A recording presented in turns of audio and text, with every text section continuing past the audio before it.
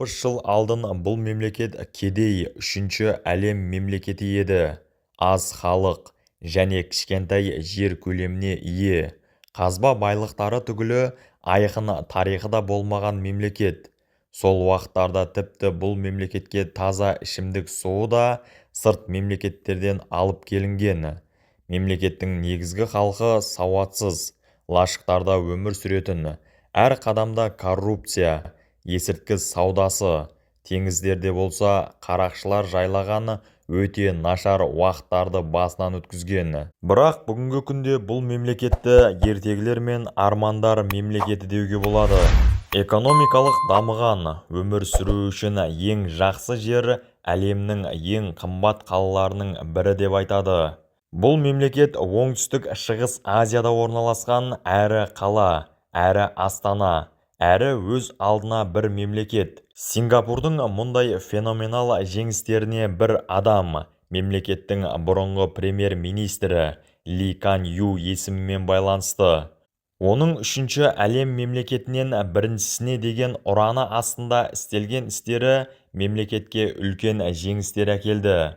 Бүгінгі күнде Сингапур электроника және фармацевтика сияқты жоғары технологиялық салаларда әлемнің жетекшілерінің бірі. Ең ірі мұнайды қайта жасау орталықтарының бірі болып табылады. Өмір сүру деңгейі бойынша Сингапур, Катар мен Люксембург сияқты мемлекеттермен деңгейлес бола алады. Мемлекет халқының 5% долларлық миллионерлер болып есептеледі. Бүгінгі күнде Сингапур кереметі деп аталатын оқиға дегенде тек қана экономикалық мәселелерді шешкен мемлекет қана емес, сонымен қатар заманымыздың ең нашар, маңызды мәселелерінің бірі коррупцияны жойған мемлекет ретінде де айтылады. Бұл ойды Ли Куан Ю жасаған істер дәлелдейді. Егер сіз жемқорлықты жеңуді қаласаңыз, достарыңыз және туыстарыңызды қамауға жіберуге дайын болыңыз. Өз достарыңыздан үшеуін темір тордың артына отырғызудан істі бастаңыз. Не үшін екенін сіз де оларда жақсы білесіз, деген еді Ли Куан Ю. Сингапур әлемдегі ең кіші қала мемлекеттердің бірі. Оның аумағы бүгінгі күнде 783,3 километр квадратты құрайды. Бүгінгі күнде дегенімнің себебі мемлекет аумағы жылдан жылға кеңейіп бара жатыр. Жан-жағынан теңізбен қоршалған кішкентай Сингапур суға қарсы шығып, одан өзінің 15% жерін тартып алды. Географиялық жағдайы қала мемлекет әкімшілігін өте үнемшіл және тапқыр болуға үйретеді. Мысал ретінде мегаполисте ұзақ уақыттан бері канализация және қалдық сулар мәселесі жоқтығын айтуға болады. Мемлекеттегі тапқыр ғалымдар оны ішімдік суына қайта айналдыруды үйренді. Сонымен қатар сингапурлықтар теңіз суын ішімдік суына айналдыруды да қолға алған. Ең қызығы Сингапурда тек сұйық қоқыстар ғана емес, сонымен қатар қатты қоқыстар да жоқ. Олар теңізді жаулау процесінде жер майданын қалыптастыруда материал қызметін атқарады. Жылдар барысында жүздеген квадрат километр жерлер теңізден тартып алынды. Сингапур қала тазалығымен де әлемге әйгілі. Үкімет тазалық пен қоғамдық тәртіпті сақтау үшін өте қатал тәртіптерді орнатқан. Бұл тәртіптерді бұзғандар өте үлкен көлемдегі айыппұлмен жазаланады. Бұл мемлекетте сағыз шайнау, қоғамдық орындарда темекі шегу, көшеге қоқыс тастау, жерге түкіру, құстарға жем шашу, қоғамдық көліктерде жеп ішуге, плакат пен хабарландыруларды жапсыруға, мас халде мемлекеттік және діни орындарда болуға тыйым салынады. Егер сіз темекі қалдығын немесе қайсы бір қоқысты жерге тастап қолға түссеңіз, сізге 1000 Сингапур доллары айыппұл салынады. Егер мұны екінші рет қайталасаңыз, сізге жарқын сары түстегі киім кигізіп, айналаны мәжбүрлі түрде тазалатады. 20 ғасырдың орталарында Ұлыбританияның отары болғанда Сингапурда еш нәрсе жоқ еді. Ешқандай инвестиция. Сингапурда еш нәрсе жоқ еді. Ешқандай инвестиция, ешқандай ресурстар, ешқандай еркіндік.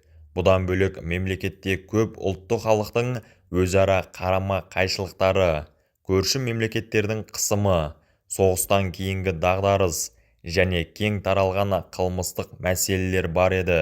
Дамудан артта қалған барлық мемлекеттер сияқты жемқорлық Сингапурда да етек жайған еді. Мемлекет халқының негізгі бөлігі қытайлықтар еді. Олардың менталитетінде болса, жоғарыдағылармен сыйлықсыз байланысуға жол бермейтін еді. Мемлекет модернизациясы 1959 жылда Сингапур тәуелсіз ел бола бастағанда және социал-демократ халық партиясының негізін қалаушы Ли Куан Ю премьер-министр етіп тағайындалғаннан кейін басталды. Жаңа үкімет сыртқы қатынастарға қарамай ешкімге мән бермеген халде коррупциямен күресуді бастайды. Мемлекетте жемқорлықпен күресетін арнайы бюро түзіліп, олардың мамандарына кең билік пен мүмкіндіктер беріледі. Бюро жемқорлықта күдікке ілінген кез келген адамды, ол тіпті министр, премьер-министр, тіпті олардың туған-туыстары болсын, оларды тұтқындауға құқылы еді. 1960 жылда үкімет жағынан арнайы заң қабылданды. Ол заңға сай айыпталушы өз айлығынан артық өмір сүруі, немесе оның айлық табысына тура келмейтін мүмкіндікке ие болуы коррупцияның дәлелі ретінде тергеу жұмысын көріп шығуға мүмкіндік берер еді. Бюроның жұмысы барысында жылдар бойы бірнеше министрлер, бизнесмендер, мемлекет ағартушылары, компания менеджерлері тұтқындалған. Заң үшін премьер-министр тіпті жақын досын да түрмеге отырғызған. Ти Чен Ван коррупцияда айыпталғанда ол өз өміріне қастандық қылады. Ол өлімнен алдын Ли Куан Ю атына жазылған хатында шығыстық жомарт джентльмен ретінде мен өз қателігім үшін ең қатал жазаға лайықпын деп жазып кеткен екен.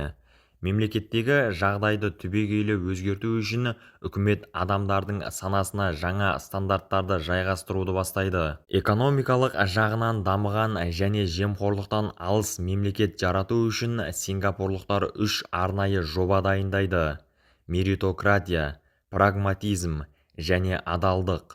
Осы 3 бағдарлама мемлекеттің 3 бағанына айналады. Меритократия – бұл әрқандай салада ең лайықты және қабілетті адамдарды, олардың кәсіби деңгейіне және қызметтеріне қарай бағалай отырып, ешқандай ағайын туыссыз мемлекеттік қызметтерге орналастыру. Сингапурдың екінші принципі бұл прагматизм. Ол дегеніміз ешқандай өзімшілдікке салынбай, басқалардың да тәжірибесінен пайдалану қабілеті.